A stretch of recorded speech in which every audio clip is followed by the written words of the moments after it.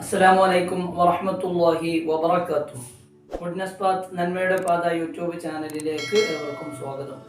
ഒരുപാട് ആളുകൾ വിഷമം പറയുന്ന ഒരു പ്രയാസമാണ് അള്ളാഹുവിനെ കുറിച്ച് പല തരത്തിലുള്ള ചിന്തകൾ, അള്ളാഹുവിനെ കുറിച്ച് മോശമായ ചിന്തകളാണ് എപ്പോഴും വന്നുകൊണ്ടിരിക്കുകയാണ്. എന്താണ് അതിനൊരു പരിഹാരം എന്നതിനെ കുറിച്ച് ഒരുപാട് ആളുകൾ നമ്മുടെ കമന്റിലൂടെയും നേരിട്ടുമൊക്കെ പറയാറുണ്ട്. യഥാർത്ഥത്തിൽ ഈ ഒരു വിഷയത്തിൽ നമുക്ക് പറയാനുള്ളത്, അള്ളാഹുവിനെ കുറിച്ച് വിഷമം വരുന്ന ഒരു സാധ്യതാ സമയമാണ്. നമുക്ക് പ്രയാസങ്ങൾ ഉണ്ടാകുമ്പോൾ അള്ളാഹുവിൻ്റെ കാരുണ്യം എനിക്ക് ലഭിക്കുന്നില്ല, അള്ളാഹുവിൻ്റെ നോട്ടം എന്നിലേക്കില്ല എന്ന് ചിന്തിച്ചുകൊണ്ട് അവർ ആ ഒരു വിഷയത്തിലൂടെ അള്ളാഹുവിനെ മോശമായി ചിത്രീകരിക്കാൻ ഒരു സാധ്യതയുണ്ട്. അങ്ങനെയുള്ള ആളുകളാണ് എങ്കിൽ എന്നോട് നമ്മുടെ ചാനലിലൂടെ ചോദിച്ച ആളുകളിൽ അധികം അങ്ങനെയുള്ള ആളുകളല്ല എന്നാണ് ഞാൻ മനസ്സിലാക്കുന്നത്.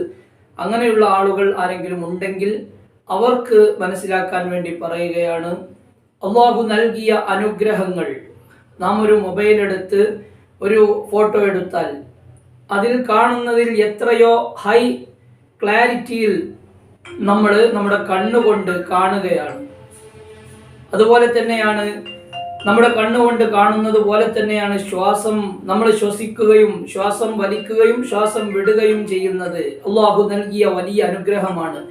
ഒരു ശ്വാസത്തിന് നാം ഒരു നിലക്കും നമ്മൾ വാടക കൊടുക്കേണ്ട ആവശ്യമില്ല. അതുപോലെ തന്നെ പല ആളുകളും ഇന്ന് രക്തം മാറ്റിക്കൊണ്ടിരിക്കുന്ന സാഹചര്യങ്ങൾ. എന്നാൽ പല ആളുകൾക്കും അള്ളാഹു സുബ്ഹാനഹു വ തആല ദൈനംദിനം നമ്മുടെ രക്തങ്ങളും നമ്മുടെ എല്ലാം ശുദ്ധീകരിച്ചു കൊണ്ടിരിക്കുകയാണ്.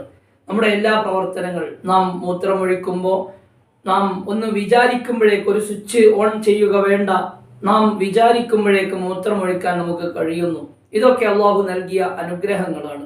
ഈ അനുഗ്രഹങ്ങളെ കുറിച്ച് ഓർത്താൽ ഒരിക്കലും നമുക്ക് അള്ളാഹുവിനെ കുറിച്ച് തെറ്റായി ചിത്രീകരിക്കേണ്ട, തെറ്റായി ചിന്തിക്കേണ്ട ഒരു അവസ്ഥയിലേക്ക് എത്തുകയില്ല. മറ്റൊരു വിഭാഗം ആളുകൾ, അള്ളാഹുവിനെ കുറിച്ച് തെറ്റായി ചിന്തിക്കുന്ന മറ്റൊരു വിഭാഗം ആളുകളാണ് വസ്വാസ് കൊണ്ട് നിയന്ത്രിക്കാൻ കഴിയാതെ അള്ളാഹുവിനെ കുറിച്ചുള്ള ചിന്തകൾ വരിക എന്നുള്ളത്. അവർ ചെയ്യാനുള്ളത്, അവർക്ക് ആ ഒരു നിയന്ത്രിക്കാൻ കഴിയാത്ത അള്ളാഹുവിനെ കുറിച്ചുള്ള തെറ്റായ ചിന്തയിൽ അള്ളാഹുവിൻ്റെ അടുക്കൽ നിന്ന് അവർക്ക് അതിൻ്റെ പേരിൽ ഒരു ശിക്ഷ ലഭിക്കുകയില്ല. കാരണം അത് അവർക്ക് നിയന്ത്രിക്കാൻ കഴിയാത്തത് കൊണ്ടാണ്. ഒരു തരം ശൈത്വാനീയത്ത് കൊണ്ട്, ഒരു തരം പ്രയാസം കൊണ്ടാണ് അത്തരം ചിന്തകൾ വരുന്നത്. അതിന് വേണ്ടുന്ന കാര്യങ്ങൾ ചെയ്യാവുന്നതാണ്.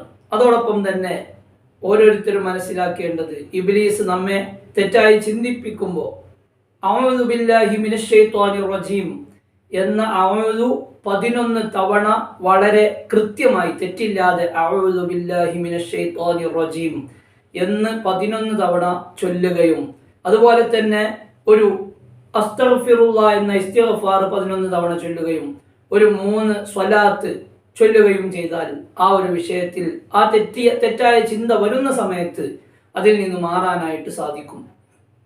പല ആളുകൾക്കും നിസ്കാരത്തിലാണ് ഇത്തരം ചിന്ത വരുന്നത്. അങ്ങനെയാണെങ്കിൽ എങ്ങനെയാണ് ഇങ്ങനെ ചെല്ലൽ എങ്ങനെയാണ് എന്ന് ചോദിക്കുന്ന ആളുകളുണ്ട്. അങ്ങനെയാണെങ്കിൽ അത് നിയന്ത്രിക്കാൻ കഴിയാത്തതായതുകൊണ്ട് തന്നെ അതിൻ്റെ പേരിൽ അവർക്കൊരു തരത്തിലുള്ള പ്രശ്നങ്ങളും ഉണ്ടാവുകയില്ല എന്ന് സാന്ദർഭികമായി ഓർമ്മപ്പെടുത്തുകയാണ്.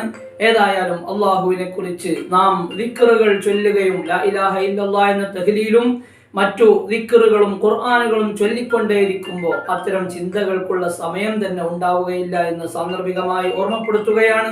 അള്ളാഹു നമുക്ക് ഒരുപാട് ദിക്റുകൾ, സ്വലാത്തുകൾ, ഖുർആൻ പാരായണങ്ങൾ ചൊല്ലാൻ ഭാഗ്യം നൽകി അനുഗ്രഹിക്കട്ടെ. ഒരുപാട് അറിവുകൾ നേടാനും മറ്റുള്ളവരിലേക്ക് എത്തിച്ചു കൊടുക്കാനും അള്ളാഹു നമുക്ക് ഭാഗ്യം നൽകട്ടെ. Please watch and subscribe goodness path. അസ്സലാമു അലൈക്കും വറഹ്മത്തുള്ളാഹി വബറകാതുഹു.